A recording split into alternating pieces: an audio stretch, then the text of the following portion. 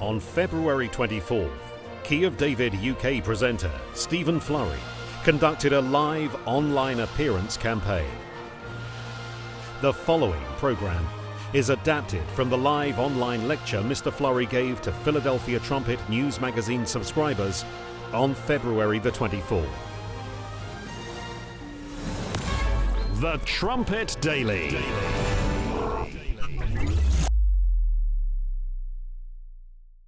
So we'll continue our study here. We're going through 2 Thessalonians 2. We've read about the great falling away. We've read about Joshua and his fellows. And even before that, we read about the Matthew 17 prophecy, that pivotal prophecy about the end-time Elijah. So what do we do? What do we need to do to stand fast, to stand firm to these traditions, these teachings, these revelations, this mystery that God's made known to us, carrying on in our study? This is 2 Thessalonians 2, and we'll continue.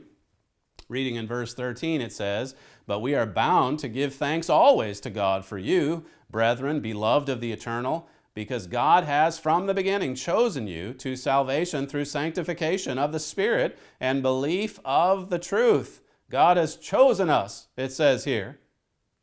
God chose many, many people over the course of Mr. Armstrong's ministry. Tens of thousands turned out as full-fledged members of the church.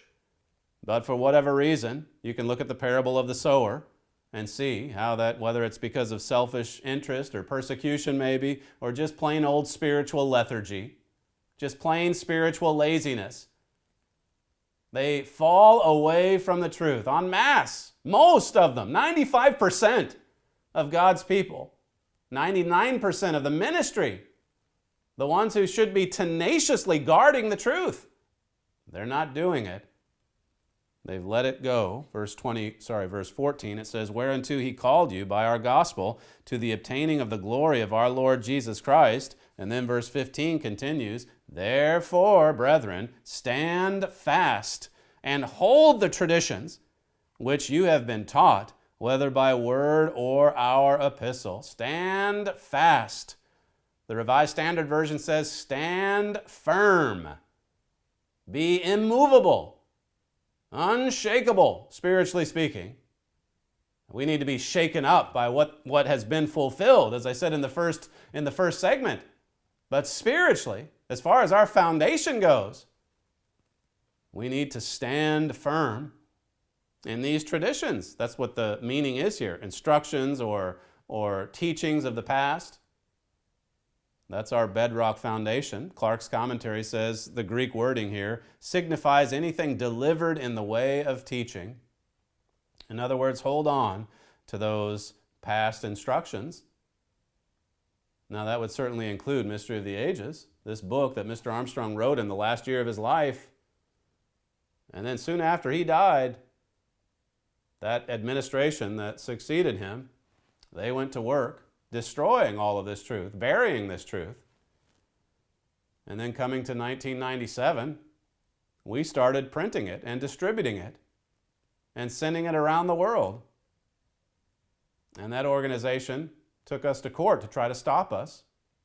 6 years of litigation, 6 years of fighting in court to finally obtain Mystery of the Ages.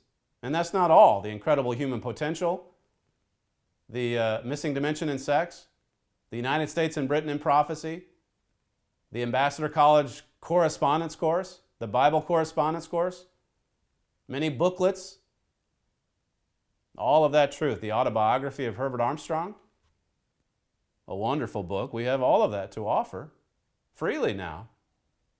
We're distributing. Let me just take you through a prophecy in Ephesians 3. I just read through some of this the other day in one of our college classes. What a chapter, Ephesians 3.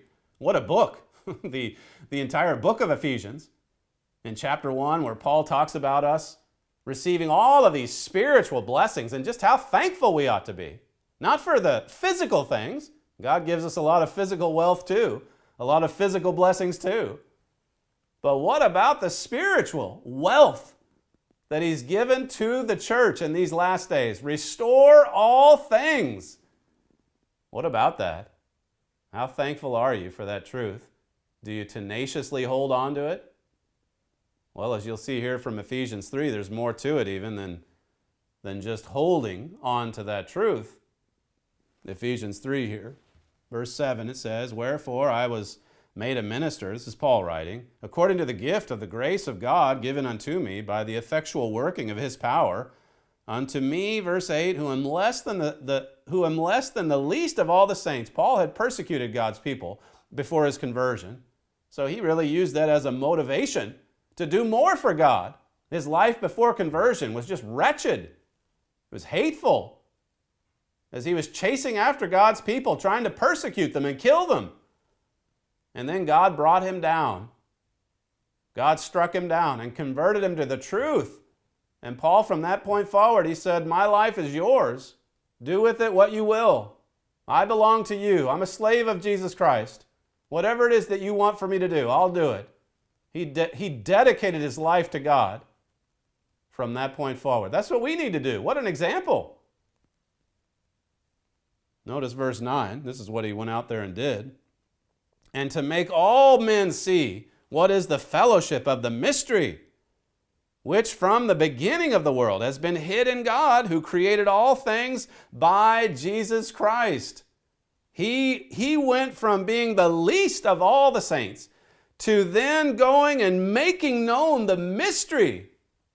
Dispensing, that's the meaning of fellowship. It's awkwardly worded in the King James translation there. But the meaning is dispense or distribute. He went to work.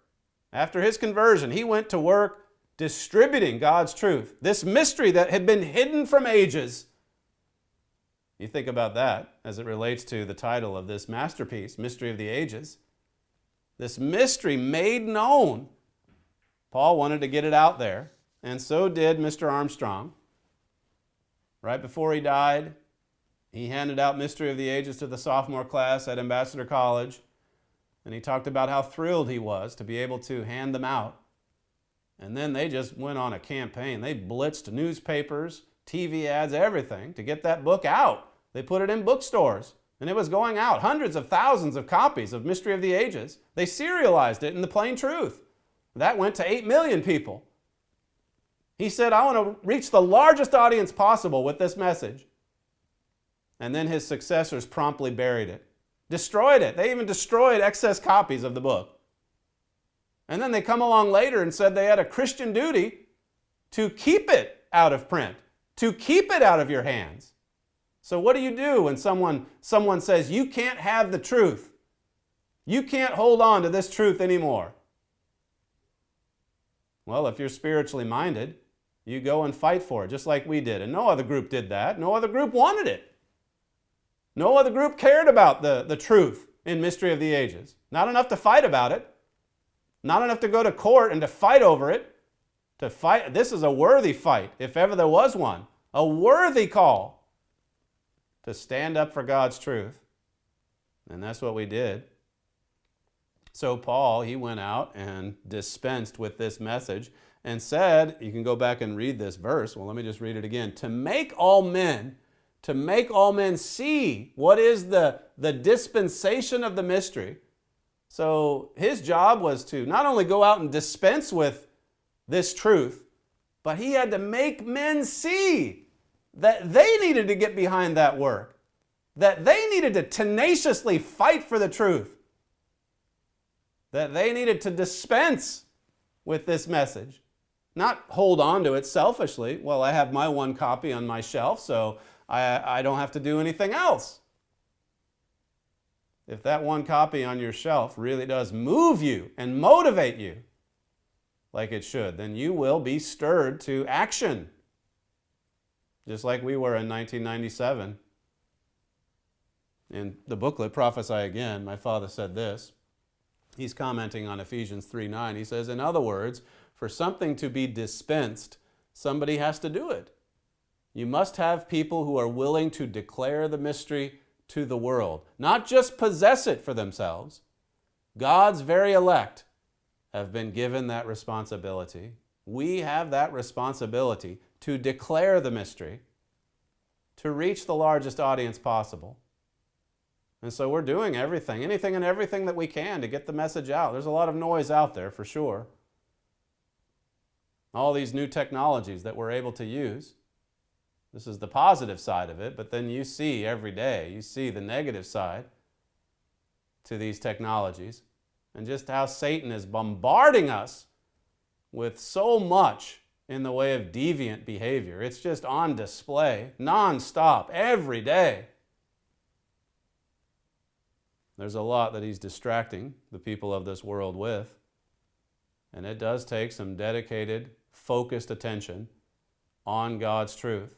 There's a time for this, and then there's a time to close the laptop and to open up these and to really meditate on the truth of God, to really let these works get through you.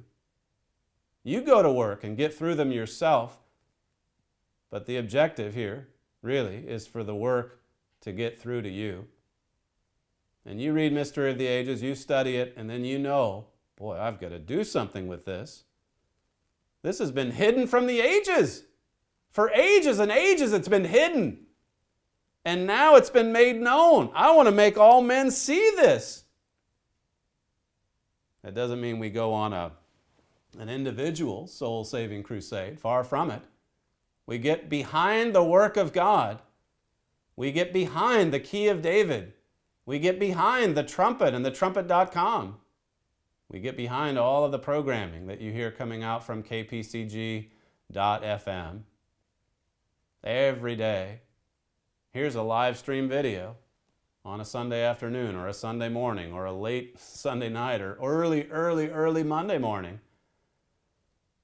And we've got live radio every single day that you can listen to. And so many people over the last few years have talked about, particularly people who are in remote locations who don't see that many of God's people very often. I spoke to one just yesterday, and he talked about how that radio program, KPCG, it's a lifeline for him.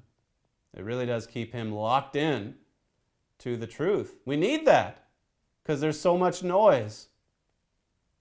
And I'm told even just now, we're getting a lot of comments that are coming in. Well, maybe we'll read those tomorrow on the Trumpet Daily radio show. I've got Andrew Loker filling in for me on tomorrow's show. I'll come back, hopefully, from Jerusalem on Tuesday. And speaking of Jerusalem, we're leaving for Jerusalem right after this show. God's work goes forward. God's work is moving. There's always action when you consider God's work, when you think about God's work. It's God's after all. It really does reflect His thinking, His ambition, His desire. And so we want to put our hearts into that work. That's how we grow. Herbert Armstrong said that over and again. Put your heart in the work and you'll grow. You'll grow individually, and then the work will grow as well, collectively. This is from the Epistles of Peter book, my father's booklet. God's people are training to regenerate all of mankind. Herbert Armstrong often said that if your heart is not in God's work, you'll fall by the wayside. Why is that? Because God's commission is a vision of hope. Lose that hope, and the work becomes too hard to do. It is hard work. Those of us that work directly in the work, there's so much going on. There's so many hurdles. There's so many tasks. There's so many responsibilities, and you get finished with one. Sometimes you're a little tired physically or worn down. But we can't be worn out spiritually. My father gave a message yesterday down in London where he was referring to Daniel 7 and verse 25, and it talks about how that Satan's desire, his goal, is to wear out the saints. Now, physically, we're all less than nothing. Like the Bible says, we're a blade of grass. We're just like a vapor that's soon going to disappear. But if God dwells in you, if God lives in you, God will give you energy and power to do His work. Read 2 Timothy 1 and verse 6 and 7. The spirit of power and of love and of a sound mind. How many times? If you're faithfully out there serving God's work, how many times have you been worn out and tired physically, and then after an invigorating prayer session, You come away from that energized and ready to go at it again. That's what we need every day. That's why the Bible calls it the daily sacrifice in the book of Daniel. Because every day we have to drop down to our knees and go to God for strength and go to God for power and go to God to help open our minds to the truth. Paul said to the brethren in Galatia, don't be weary in well-doing. That's what's happened to the Laodicean brethren in this end time. It says in Matthew 24 that the love of many shall wax cold. That's what's happened to so many people.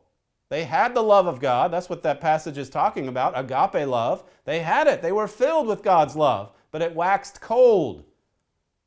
They got tired. They were worn out spiritually. Think about what my Father's getting at there. You stop putting your heart in the work and you fall by the wayside. Why? Why is that?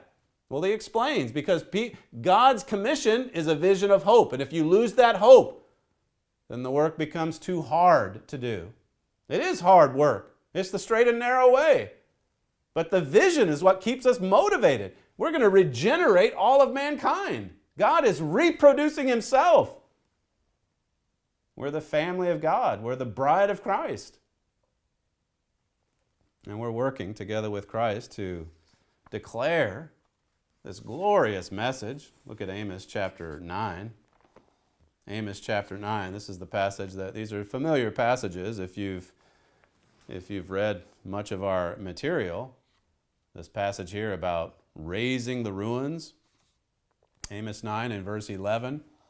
It says, and in that day will I raise up the tabernacle of David that is fallen, and close up the breaches thereof, and I will raise up his ruins, and I will build it as in the days of old, that they may possess the remnant of Edom. God says in the last days, here's another sign that we're right at the last days. We know about the pivotal prophecy, the end time Elijah. We know that after his death, there would be a great revolt, a great falling away, not a small one, a great falling away, led by Joshua and his fellows. He had helpers. They belonged to Joshua, not to God. God took Mr. Armstrong out of the way, and look at what happened. And yet God's work continues. God said, even in the midst of this rebellion and all of this spiritual destruction, I will raise up the ruins, as in the days of old. And you look at one aspect of this work after another. That's what the video in the middle was meant to show you. We're just doing the same work Mr. Armstrong did. We've got the college, we've got his literature, we've got the worldwide ministry, we've got the television program, now radio. We have even more than what he had access to because of the technology. We've got the beautiful Ambassador, or rather Armstrong Auditorium, modeled after the Ambassador Auditorium, the headquarters campus, all of this. God's just raising up the ruins as in the days of old. You can look at Revelation 10. I'll just zip through them on the board here. It talks about declaring the mystery, when the mystery of God is finished in verse 7 of chapter 10. And then verse 11, it speaks of prophesying again. Prophesying again. And as my father brings out in his writings, just the fact that it says prophesying again, that tells you something about what happened before. It went out at one time. There was a message during the 20th century, a message of prophecy. And it was going out through Herbert Armstrong.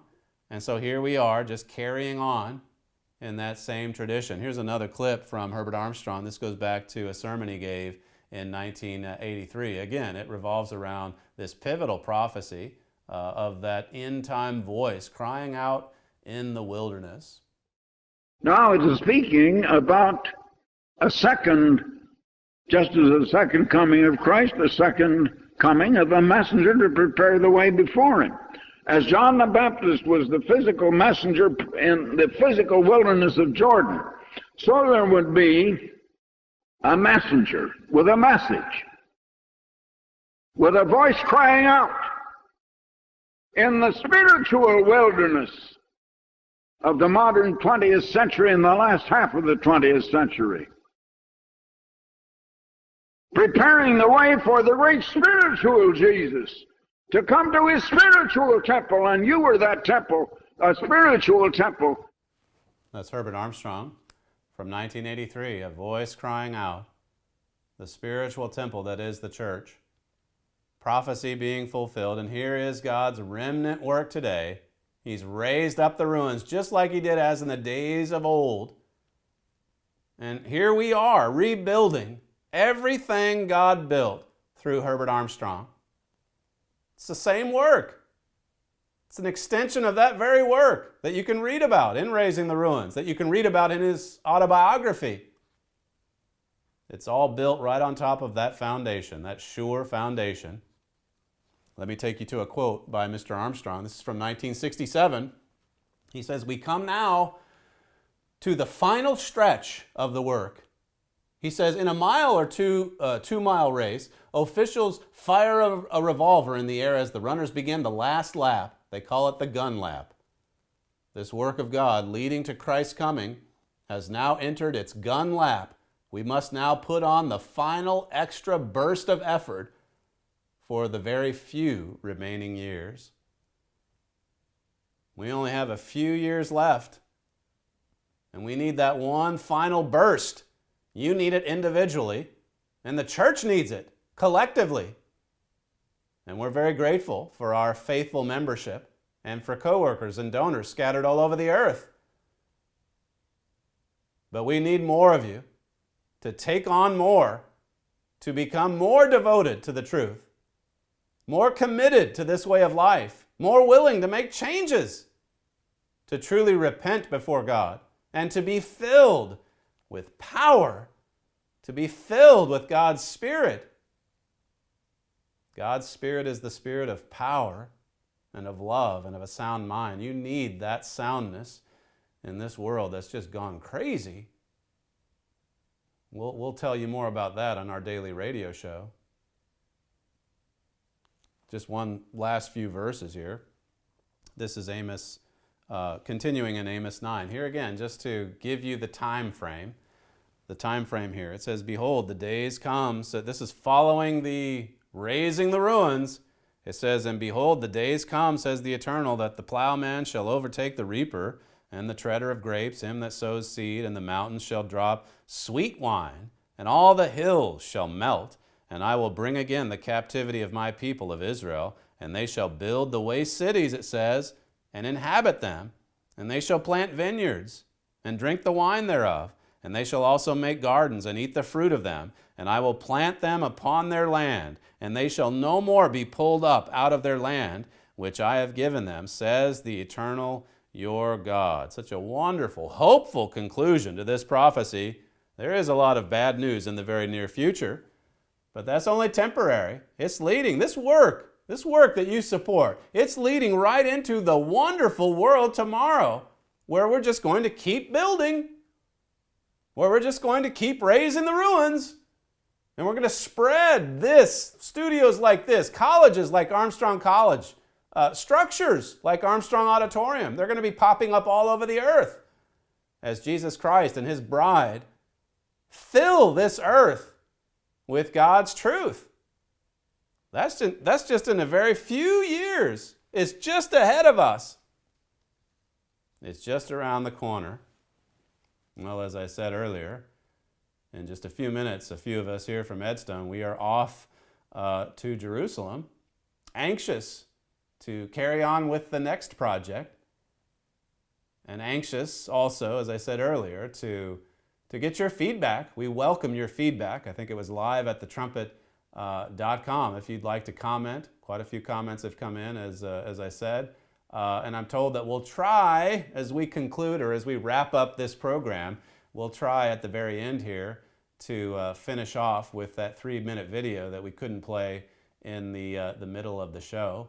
But for now, let me just thank you for joining us on this, our first online appearance campaign, the first one of what we hope will be many. Thanks again for watching, and we'll see you next time. The Trumpet is sponsored by the Philadelphia Church of God. Led by Pastor General Gerald Flurry, the church continues the work of Herbert W. Armstrong and the Worldwide Church of God. Like Mr. Armstrong, Mr. Flurry today proclaims the one true gospel, the good news of the imminent return of Jesus Christ. Jesus Christ is about to return to this earth. He's going to have... He also explains how individuals can prepare for the turbulent times prophesied just before the second coming of Christ. Under Mr. Armstrong, the Worldwide Church of God achieved a powerful global work. The Plain Truth had a circulation of more than 8 million. The World Tomorrow was the most popular religious program on television and radio. Mr. Armstrong traveled the earth, sharing the gospel with dignitaries, royalty, and world leaders. When Mr. Armstrong died in January 1986, his successors abandoned his teachings and work. His legacy was revived on December the 7th, 1989, when Gerald Flurry began the Philadelphia Church of God. Today, working from its beautiful 170-acre headquarters campus in Edmond, Oklahoma, the Philadelphia Church of God shares God's truths and Bible prophecy with mankind. The PCG owns the copyright to Mr. Armstrong's most important literature, including his seminal work, Mystery of the Ages. In addition to sharing these works and producing the Philadelphia Trumpet and the Key of David, the Trumpet produces a variety of radio programs and audio podcasts, as well as the Royal Vision. The Philadelphia Church of God sponsors the Armstrong International Cultural Foundation. Each year, the foundation hosts concerts and performances by some of the world's leading artists in Armstrong Auditorium, its world-class concert hall. The PCG also sponsors Herbert W. Armstrong College, a liberal arts institution with campuses in Edmond, Oklahoma and Stratford-upon-Avon, England. Since 2006, Armstrong College has followed Mr. Armstrong's example and has supported archaeological excavations in the heart of Jerusalem. In 2008, the PCG created Imperial Academy, a primary and secondary school now attended by PCG children and teens from around the world. Through the work of Gerald Flurry and the Philadelphia Church of God, millions of people are able to understand Bible prophecy, the meaning of world events, and the meaning of life.